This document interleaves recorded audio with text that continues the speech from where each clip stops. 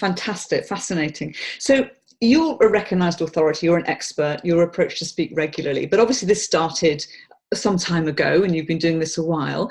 If you could go back to yourself when you were starting out as a speaker and being booked for events and conferences, what advice would you give yourself about the speaking industry, about speaking? What would you say to your younger self? Although you're still very young, I'd say. Well, I was lucky to work for many years for an organization that puts on some of the biggest events in the world. And so I know firsthand how much work goes into organizing an event. And I know how much work event planners are pouring into these jobs. And then often they think they're going in one direction and then their CEO gives them a new mandate and they quickly have to shift direction. So I know how much focus goes on making sure every last detail is executed perfectly.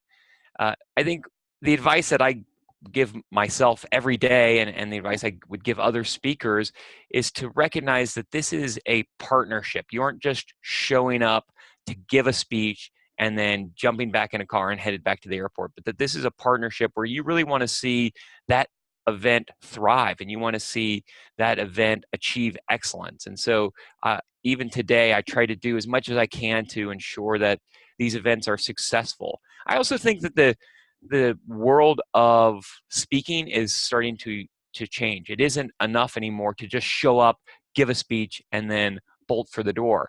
I think organizations are wanting more, and I think they deserve more. I think in a world of social media, there's the ability to leverage the platform that the speaker has.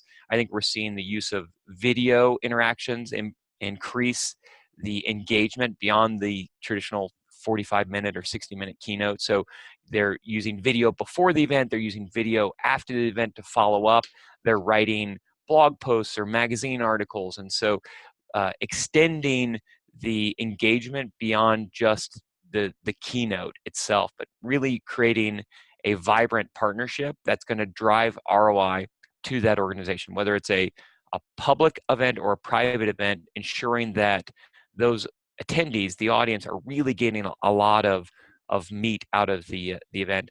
And I also think that audiences today are really demanding to be educated. They really want to understand the impact that these trends are going to have on their organizations and on them as individuals.